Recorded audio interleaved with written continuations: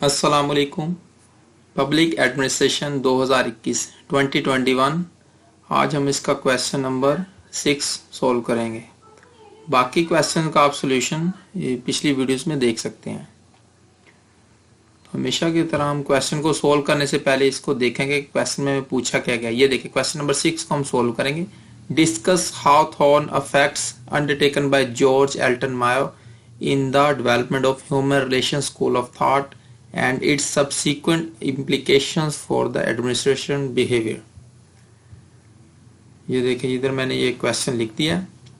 तो मैंने आपको बताया था कि सबसे पहले हम इसके पार्ट्स कर लेंगे ताकि हम सबसे पहले तमाम पार्ट्स को अलग से अलग-अलग डिफाइन कर लें, उसी में इसका सोल्यूशन आपको मिल जाएगा। अदरवाइज मैं सिंपली इसको आपस में जो पार्ट्स होंगे, इसके मुख्तलिफ हिस्से होंगे, उनको आपस में रिलेट करके दिखा दूंगा कि किस तरह आप इसको क्वेश्चन को सोल्व करेंगे, या नेक्स्ट टाइम जो भी क्वेश्चन आपको आए तो आप इसको कैसे सोल्व करेंगे। ये इतना तकरीबन मैंने सोल्व किया तकरीबन, और इससे मिलते जुलते हम इसके बाकी जो हिस्से हैं उसको भी देख लेंगे ताकि नेक्स्ट आपको इन्हीं में से कोई पॉइंट अगर आपसे पूछा जाए तो आप उसको कैसे आंसर कर सकते हैं। सबसे हमें पहले पूछा गया है, उन्होंने कहा कि हाउथॉर्न इफेक्ट्स जो कि जॉर्ज एल्टन मायो हैं, ठीक हो गया। इन्होंने जो हाउथॉर्न इफेक्ट्स पर काम किया है, ठीक हो गया, या अंडरटेक किया, उसके बारे में आप डिस्कस करें इन the development of human relation school of thought, ठीक हो गया। ये एक स्कूल ऑफ थॉट है, उसको कहा जाता है human relation school of thought, ठीक हो गया। इसकी यानी कि डेवलपमेंट में जॉर्ज एल्टन मायो ने जो हाउथॉर्न इफेक्ट्स को डिस्कस किया है या उनको अंडरटेक किया उसको हमने इधर बयान करना है, और उसके अलावा it's subsequent implication for the administrative behaviour, ठीक हो गया। सबसे पहले हम ये देखेंगे कि ये जो पर्सन है जॉर्ज एल्टन मायो, ठीक है, ये एक रिसर्चर भी थे, साइकोलॉजिस्ट भी थे और थ्योरिस्ट भी थे। ये ऑस्ट्रेलिया के थे, ठीक है। ये देखे मैंने ये who was George Elton Mayo, ये 1880 से लेकर 1949 तक ये रहे। ये ऑस्ट्रेलिया के थे, साइकोलॉजिस्ट थे, रिसर्चर एंड थ्योरिस्ट। सबसे मेजर इनका जो काम था वो साइकोलॉजी था, ठीक हो गया। जब वर्ल्ड वार 1 हुई तब इन्होंने, जब वो वार से जो सोल्जर्स से जब वो वापस आते थे तो उनको मेंटली वो बहुत ज्यादा डिस्टर्ब हो जाते थे। दौरान जंग का आपको पता है मुख्तलिफ किस्म के जो वो हालात से गुजरते हैं तो वो मेंटली बहुत ज्यादा डिस्ट्रेस हो जाते हैं, तो उनको ये ट्रीट करते थे क्योंकि ये एक बहुत अच्छे साइकोलॉजिस्ट थे। इन्होंने एक किताब लिखी थी the human problems of an industrialised civilisation, ये लिखी थी 1933 में। अच्छा, जब इनको एक इंडस्ट्री जो थी, ये जो इधर मैंने लिखी होगी हाउथॉर्न वर्क्स इलेक्ट्रिक फैक्ट्री थी एक, जहां पर मोबाइल वगैरह बनते थे, वहां पर उन्होंने ऑलरेडी वहां पर एक रिसर्च चल रही थी। एक साइंटिस्ट थे, वो इधर जरूरी नहीं उनका नाम मेंशन करना, वो वहां पर रिसर्च वगैरह कर रहे थे।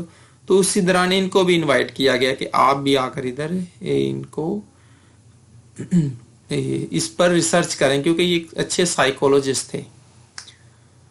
तो जब ये गए तो इन्होंने ये देखें, इस जगह का नाम ही हाउथॉर्न वर्क्स था, इसलिए इस काम का नाम पड़ गया हाउथॉर्न इफेक्ट्स, ठीक हो गया। ये एक अलग से बात, चले मैं पहले आपको बता दूं इनको काम। इन्होंने इसके ऊपर ये किताब लिखी 1933 में। He was critic of terrorism scientific management, ये आपको पिछली वीडियोज में पता चल जाएगा साइंटिफिक मैनेजमेंट क्या होती है, ठीक हो गया। यानी कि एडमिनिस्ट्रेशन में साइंटिफिक टूल्स को यूज करना और साइंटिफिक जो मेथड्स हैं उनको यूज करते हुए एफिशिएंसी को बेहतर करने के तरीके को कहा जाता है साइंटिफिक मैनेजमेंट। और ये जो साइंटिस्ट है उनका नाम था टेलर, ठीक है, इसलिए इसको टेलरिज्म भी कहा जाता है। इनसे पहले एक टेलरिज्म की एक बुनियाद पड़ चुकी थी, यानी कि साइंटिफिक मैनेजमेंट आ चुकी थी। तो इन्होंने कहा कि नहीं यार, आप इंसानों को साइंटिफिकली यूज नहीं कर सकते, ठीक हो गया। वो कोई रोबोट नहीं है, वो एक इंसानी जान है, वो उसके बाकायदा एक कुछ लवाजमात होते हैं उनके बगैर आप उनको हैंडल नहीं कर सकते। आप उनको as a human being treat करना पड़ेगा। इसी से आपको एडमिनिस्ट्रेशन को बेहतर कर सकते हैं और एफिशिएंसी भी बेहतर कर सकते हैं। अच्छा, इन्होंने इस पर बहुत ज्यादा तनकीद की। And laid foundation of human relations movement. ये एक बाकायदा एक मूवमेंट चल उठी, उसका नाम था ह्यूमन रिलेशंस मूवमेंट। ठीक हो गया। और जिससे चलते चलते बाद में एक बाकायदा एक डेफिनेशन जो आजकल यूज हो रही, ह्यूमन रिसोर्स मैनेजमेंट। ठीक हो गया। इसकी बुनियाद भी इन्हीं के काम के ऊपर पड़ी।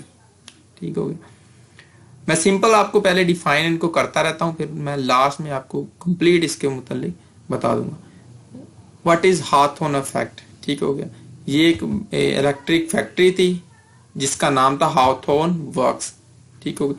वहां पर उन्होंने क्या किया, चले, a type of reactivity in which individuals modify an aspect of their behavior in response to their awareness of being observed। ठीक हो। ये कहते हैं एक किस्म की रिएक्टिविटी है जिसमें जो इंडिविजुअल्स अपने आप को अपना बिहेवियर को डेवलप कर लेते हैं। किस लिहाज से, जब वो देखते हैं कि हमें ऑब्जर्व किया जा रहा है। ठीक हो गया। या हमारे ऊपर तजर्बात किए जा रहे हैं। ठीक हो। इसको कहा जाता है हाथोन इफेक्ट।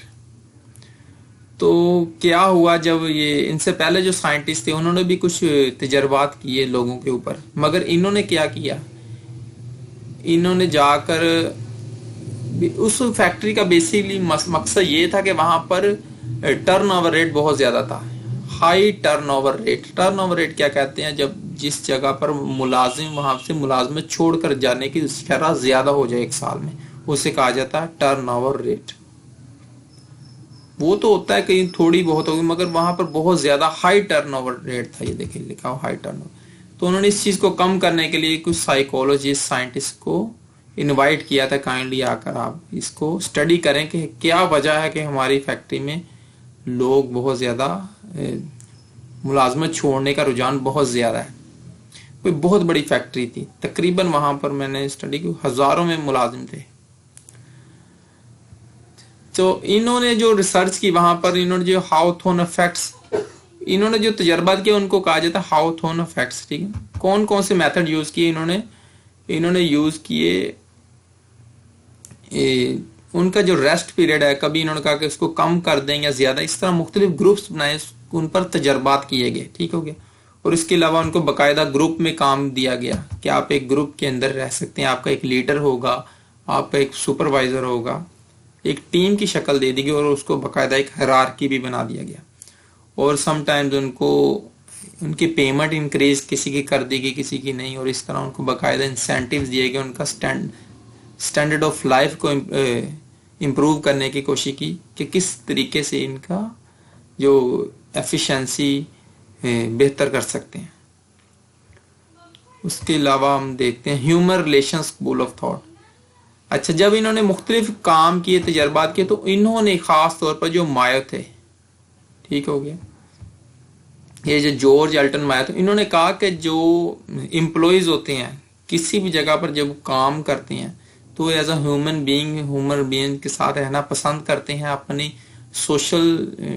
सोशली बहुत ज्यादा क्लोज होते हैं, आप उनको अलग नहीं कर सकते, आप उनको रोबोट की तरह नहीं ट्रीट कर सकते। जब वो एक दूसरे के साथ फ्रेंडली रहेंगे और आप उस ऊपर उनका एक सुपरवाइजर भी होगा, वो भी उनको फ्रेंडली ट्रीट करेगा, देन वो अच्छे तरीके से आपको प्रोडक्ट्स बना कर देंगे, यानी कि अच्छी एफिशिएंसी देंगे। अगर आप उनको रोबोटिक्स की तरह साइंटिफिक टूल यूज करते हो या साइंटिफिकली उनको अगर कहेंगे कि नहीं इस तरह हम काम चाहते हैं ज्यादा, तो ऐसा नहीं हो सकता। ठीक हो, आपको उन्हें एज अ ह्यूमन बीइंग ही ट्रीट करना पड़ेगा। तो ये जो जॉर्ज एल्टन मायो थे, ये फर्स्ट पर्सन थे जिन्होंने के human relation school of thought की बुनियाद रखी। ठीक हो गया। इंट्रोड्यूस्ड बाय मायो, ये human relation school of thought, ये क्वेश्चन में पूछा गया, हम इसको भी डिस्कस कर लें। ये मायो ने इंट्रोड्यूस करवाई थी। Focused on managers behaviour towards workers, treating workers as people and respect their opinions and gave more importance to their mutual interaction. ये मैं पहले ही आपके साथ डिस्कस कर चुका हूँ। उन्होंने कहा कि मैनेजर्स जो हैं उनका वर्कर्स के साथ बिहेवियर कैसा होना चाहिए। ठीक हो गया। कि उनको उनके जो एम्प्लॉयज हैं उनके ओपिनियंस को भी रिस्पेक्ट कर देनी चाहिए, और उनको आपस में जो म्यूचुअल वर्कर्स की म्यूचुअल इंटरेक्शन होती है उसको भी रिस्पेक्ट देनी चाहिए, ठीक है, कि बहुत ज़्यादा स्ट्रिक्ट नहीं होना चाहिए। और इसके अलावा एक और वर्ड इज द यूज हुआ था क्वेश्चन में, एडमिनिस्ट्रेटिव बिहेवियर। ये क्या होता है? Is a process by which people with an organisation work. ठीक हो गया। एडमिनिस्ट्रेशन बिहेवियर क्या होता है? एक प्रोसेस होता है कि जिसके थ्रू ऑर्गेनाइजेशन के अंदर लोग काम करते हैं। ठीक हो गया। उनका बिहेवियर कैसा होता है, इसके ऊपर ज्यादातर काम किया है। इनकी एक बाकायदा किताब है administrative behaviour, written by Herbert A Simon. आप ये एज एमसीक्यू इसको याद कर सकते हैं। हर्बर्ट ए साइमन ये काफी इंपॉर्टेंट पर्सन है। Stating that decision making plays a pivotal role in administration and psychology of human choice should not be ignored. इन्होंने सबसे पहले ये कहा था कि डिसीजन मेकिंग जो है किसी भी एडमिनिस्ट्रेशन में एक बहुत अहम किरदार होता है, अदा करती है। जो डिसीजन मेकिंग, यही सारा कुछ होता है, इन्होंने कहा सबसे इम्पोर्टेंट। और इसके अलावा जो उन्होंने कहा कि ह्यूमन जो साइकोलॉजी है आप इसको इग्नोर नहीं कर सकते, क्योंकि डिसीजन मेकिंग के दौरान हर पर्सन कुछ ना कुछ बायस हो सकता है। आप ये नहीं कह सकते कि न्यूट्रल होता है। रिक्वायरमेंट तो यही होती है कि न्यूट्रलिटी होनी चाहिए, मगर ऐसा मुमकिन होता ही नहीं है। किसी की या तो पॉलिटिकल एफिलिएशन होती है, या अपने कोई रिलेटिव्स के साथ एफिलिएशन हो जाती है, या किसी को कुछ अपना स्टेटस को होता है, या कुछ उसके अपने जाती मफाद वगैरह भी हो सकते हैं। ठीक हो गया। इस तरह उन्होंने कहा कि उनकी ह्यूमन चॉइस जो पर्सनल होती है वो भी, उसको भी इम्पोर्टेंस देनी चाहिए, उसको मद्देनजर रखना चाहिए, और उसको कम करने के लिए आप कुछ ना कुछ इकदाम कर सकते हैं। बाकी उनका मकसद ये था कि इस चीज को हाईलाइट किया जाए। ठीक हो गया। एडमिनिस्ट्रेशन बिहेवियर के दौरान इनका इसके ऊपर बहुत ज्यादा काम है। तो ये चीज उन्होंने पूछी नहीं है, इसको मैंने कहा कि चलो इसको भी डिस्कस कर लें। ह्यूमन रिसोर्स मैनेजमेंट ये बहुत इंपॉर्टेंट टॉपिक है, आपको नेक्स्ट भी पूछा जा सकता है, बाकी पिछले इम्तिहानात वगैरह में पूछा जाता है। HRM, ठीक है, human resource management is a strategic approach for efficient and effective management of human capital in a company to ensure that organisation is achieving success through its employees. HRM जैसा कि इसके नाम से ज़ाहिर हो रहा है, ये एक ह्यूमन रिसोर्स मैनेजमेंट है, यानी कि ह्यूमन जो कैपिटल है, तमाम के तमाम एम्प्लॉयज किसी इदारे के अंदर जब होते हैं उनको एक बाकायदा एक सेक्शन बना दिया जाता है जो उन तमाम एम्प्लॉयज को ही डील करता है। उनका मकसद ये नहीं होता कि ऑर्गेनाइजेशन काम कैसे कर रही है, हमें फायदा हो रहा है नुकसान हो, एक अलग बात है। उनका मकसद सिर्फ और सिर्फ एम्प्लॉयज के जो के मुतल्लिक ही होता है। एम्प्लॉयज की सैलरी हो गई, उनके अदर बेनिफिट्स हो गए, अगर वो अच्छा काम करते उसके ऊपर उनको रिवार्ड दिया जाता है, या अगर उनकी आपस में कुछ खटपट हो गई है तो उसको ठीक कर लिया। तो इसी तरह इन्होंने सिर्फ और सिर्फ एम्प्लॉयज को ही डील करना होता है, और ये देखना होता है क्या ये जिस एम्प्लॉयज जब उसके अलावा एम्प्लॉयज को जब रिक्रूट किया जाता है, यानी कि भर्ती का जो मरहला, ठीक हो गया, सिलेक्शन वगैरह, वो भी तमाम यही करते हैं। उनकी ट्रेनिंग वगैरह उसको भी यही हैंडल करते हैं। तो और उसके अलावा इनका खास तौर पर अहम काम, जिस काम के लिए इनको ये डिपार्टमेंट बनाया जाता है वो बेसिकली यही होता है कि जो एम्प्लॉयज हैं ठीक तरीके से काम भी कर रहे हैं, ठीक हो गया, अगर नहीं कर रहे तो किस तरह उनको बेहतर किया जा सकता है, कौन कौन से इकदाम किए जा सकते हैं। खास तौर पर आप देखते हैं कि गवर्नमेंट इदारों में रेफ्रेशेस कोर्सेज होते हैं बाकायदा, जिससे वो देखते हैं कि भाई हमारे जो ऑफिसर्स हैं वो अच्छी तरीके से काम करें, एम्प्लॉयज को खास बेनिफिट दिए जाते हैं। ठीक है। इनका मकसद सिर्फ और सिर्फ ह्यूमन रिसोर्स मैनेजमेंट होता है। अच्छा, ये इस चीज की बुनियाद कैसे पड़ी वो शुरू से आप जानते हैं। ये जॉर्ज एल्टन मायो जो है, इन्हीं की वजह से इन्होंने इस चीज की बुनियाद डाली, human relation school of thought, कि जो ह्यूमंस जो हैं आप उनको ह्यूमंस ही ट्रीट कर सकते हैं एज अ रोबोट्स नहीं, जिसकी वजह से ह्यूमन रिसोर्स मैनेजमेंट की बुनियाद पड़ी। तो अब हम क्वेश्चन की तरफ जाते हैं। क्वेश्चन में क्या पूछा गया और उसको कैसे डील करना। Discuss how thought effects undertaken by George Elton Mayo in the development of human relation school of thought and its subsequent implication for the administration behaviour. तो क्वेश्चन में वो पूछा गया है जो जॉर्ज एल्टन मायो है, इन्होंने कौन कौन से हाउ थॉट इफेक्ट्स किए जिसकी वजह से human relation school of thought में वजूद में आई या वो उसमें डेवलपमेंट हुई। और इसके एडमिनिस्ट्रेशन बिहेवियर में कौन कौन सी इम्प्लीकेशंस हैं। अच्छा, अब मैं अपने वर्डिंग में आपको इसको बताता हूँ उसमें क्या पूछा गया और हमें कैसे इसको आंसर करना है। क्वेश्चन में हमें ये पूछा गया कि जॉर्ज अल्टन मायो उन्होंने कौन कौन से स्टेप लिए। उन्होंने सबसे इम्पोर्टेंट जो उन्होंने स्टेप लिए जो उनसे पहले नहीं, खास तौर पर नहीं लिए, उनसे पहले बेसिकली एक साइंटिफिक मैनेजमेंट वजूद में आया जिसके जरिए इंसानों को साइंटिफिकली जज किया जाना शुरू हो चुका था। एज अ रोबोटिक्स उनको समझा जाना लगा। तो इन्होंने इस रवायत को तोड़ा और उस पर तनकीद की कि नहीं, ह्यूमन बीइंग्स को आप एज अ ह्यूमन यानी कि इंसानों को बतौर इंसान ही ट्रीट कर सकते हैं। उनकी फीलिंग्स होती हैं, वो सोशल रहना पसंद करते हैं। तो इसके ऊपर उन्होंने बाकायदा दलाइल दिए, एक्सपेरिमेंट किए, जिसकी वजह से उन्होंने खास तौर पर यह कहा कि सुपरवाइजर जो होते हैं, जो लीडर्स होते हैं, उनको काइंड रहना चाहिए, पोलाइट रहना चाहिए अपने सबऑर्डिनेट्स के साथ, जिससे कि एफिशिएंसी बेहतर हो सकती है। और उस पर उन्होंने बाकायदा इस चीज को साबित भी किया। तो जिससे चलते चलते human relation school of thought की बुनियाद पड़ी। ठीक हो गया। और उसके बाद ह्यूमन रिलेशंस मूवमेंट की बुनियाद पड़ी। और उसके बाद ह्यूमन रिसोर्स मैनेजमेंट की। ह्यूमन रिसोर्स मैनेजमेंट में बेसिकली उसी के ऊपर आप देखने काम हो रहा है कि ह्यूमन रिलेशन की बुनियाद क्यों पड़ी कि भाई हमें अपने एम्प्लॉयज के ऊपर तवज्जो देनी चाहिए, उनकी एफिशिएंसी बेहतर करने के लिए उनकी जो ज़रूरियात हैं उनका ध्यान रखना चाहिए वक्त के बदलते हुए तकाज़ों के मुताबिक, ताकि हम अपनी ऑर्गेनाइजेशन को बेहतर से बेहतर कर सकें और एक बाकायदा कंपटीशन में पूरा उतर सके। ठीक हो गया। ये खास तौर पर इन चीज़ों को पहले प्राइवेटली यूज़ किया जाता था, मगर अब इसको पब्लिक सेक्टर में और गवर्नमेंट ऑफिशियल इंस्टीट्यूशन में इसको बहुत ज़्यादा यूज़ किया जा रहा है और इस पर बहुत ज़्यादा काम हो रहा है। जैसा कि आप जानते हैं, आप CS कर लें या PMS कर लें या कोई भी आप ऑफिसर अगर किसी भी जगह पर लग जाएं, तो उसका मकसद सिर्फ और सिर्फ ये होता है कि आपने उस इदारे के लिए काम कर रहे हैं, उनकी पॉलिसीज को लागू करना है और उनको बेहतर से बेहतर करना है। ठीक हो गया। तो इसके लिए लाजमी होता है कि हर बंदे के कोई ना कोई एफिलिएशन होती हैं, कोई ना कोई उसमें तासुब भी होता है। तो इन चीज़ों को कम करने के लिए, ख़त्म करने के लिए, मुकम्मल तौर पर चीज़ें ख़त्म तो नहीं हो सकती मगर उसको बेहतर किया जाता है। इन चीज़ों के लिए बाकायदा इस तरह की डेफिनेशंस होती हैं, रिसर्चेज होती हैं, उन पर काम होता है।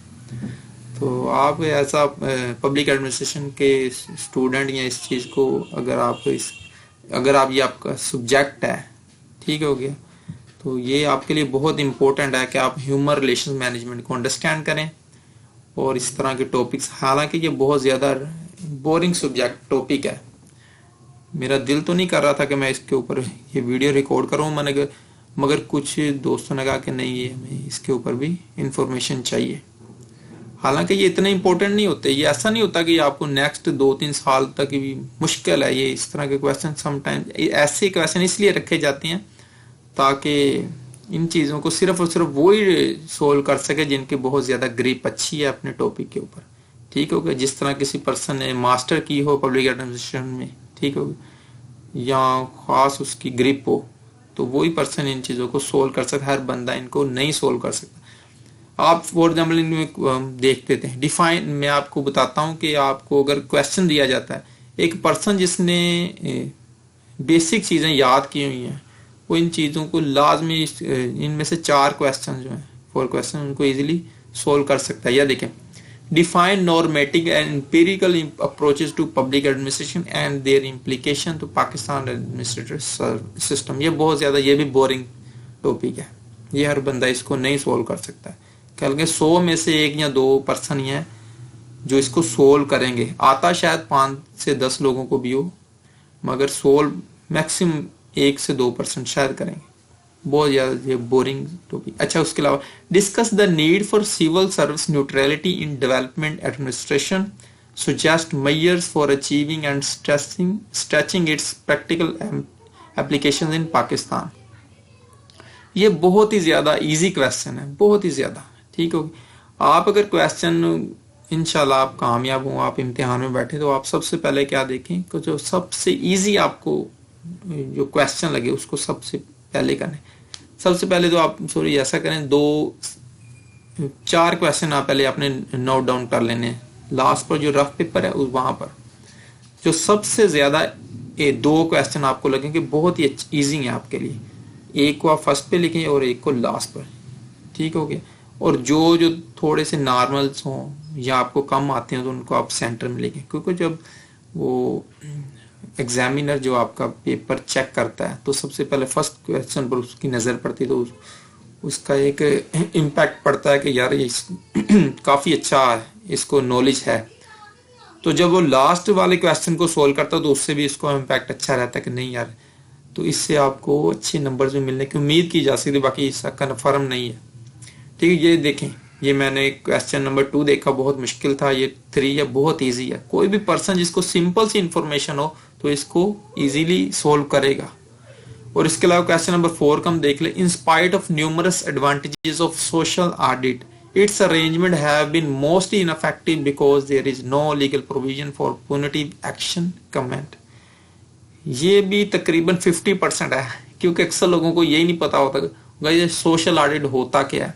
आप पिछली वीडियो देख सकते हैं, बहुत अच्छे से और बहुत ज़्यादा मैंने एंगल से इसको सोल्व किया है कि आप इसको एक मरतबा अगर आप सिर्फ वीडियो को देख लें तो आप इसको अंडरस्टैंड कर सकें। ये भी बहुत ईजी है, ठीक है। और इसके अलावा question number 5, the idea of performance budget lies beneath the word results in the light of statement examine the elements of performance based budgeting with reference to Pakistan. तो ये भी काफी इजी है, इसके ऊपर भी मेरी वीडियो बनी हुई है, ठीक हो गया। ये भी कह लें कि 60 to 70% ये इजी है। 30% के ऐसे पर्सन है जिनको बजट वाला टॉपिक किया ही नहीं है, उनके लिए बहुत मुश्किल होगा। अच्छा, बजट वाली तमाम एंगल से मैंने इसको, परफॉर्मेंस बजट क्या होता है, जीरो बेस्ड बजट क्या होता है, इंक्रीमेंटल बजट क्या होता है, ठीक हो गया। ये तमाम के तमाम मैंने, और इसके अलावा 1-2 और टॉपिक उनको बजट के हवाले से, और पाकिस्तान का बजट कैसे बनता है और इसमें क्या क्या ज़रूरी चीज़ें होती हैं, और ये तमाम चीज़ें मैंने सोल्व कर दी हुई हैं, ठीक हो गया। ये भी ईजी हो गया। उसके अलावा क्वेश्चन नंबर 6 क्या, डिस्कस हाउ थॉन, अच्छा ये तो मैंने अभी कर दिया। ये काफ़ी मुश्किल है, ये काफ़ी मुश्किल है, कह लें कि कम लोग इनको करेंगे। अच्छा, उसके क्वेश्चन नंबर 7 आ गया, examine how corruption in public service undermines democracy, discuss it's possible redressal mechanism. ये बहुत ही ज़्यादा इजी क्वेश्चन है, ठीक हो गया। ये देखें क्वेश्चन नंबर 4 जो है, सॉरी क्वेश्चन नंबर 3 बहुत ईजी है, एक हो गया। और इसके अलावा ये भी काफ़ी इजी है, 2 हो गए। और इसके अलावा ये तीसरा बहुत easy, examine how corruption in public service undermines democracy, discuss it's possible redressal mechanism. और क्वेश्चन नंबर 8 क्या, right short notes on any 2 of the following, ठीक, मैनेजमेंट बाय ऑब्जेक्टिव्स, ठीक हो गया। ये भी इजी है। Abraham Maslow's hierarchy of needs, ये मुश्किल है थोड़ा सा, क्योंकि ऐसी चीज़ें अक्सर लोग, ये बेसिकली ना थ्योरीज वगैरह होती हैं, आपने इनको जस्ट 1-2 मरतबा देखना होता है, मगर ऐसा भी होता है इतना ज़्यादा याद करने के बाद इस तरह की चीज़ें भूल भी जाती है। Differentiate between the authoritarian and transformational style of leadership, ठीक, ये तकरीबन 50 to 60% ये कह लें कि ये भी ईजी है।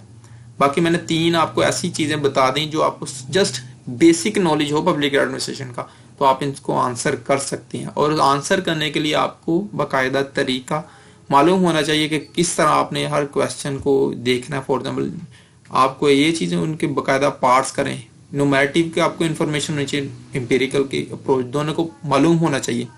और इसके बाद आपने इसको इम्प्लीमेंट करना है, पाकिस्तान एडमिनिस्ट्रेशन सिस्टम के साथ रिलेट करके दिखाना है इसको, ठीक हो गया।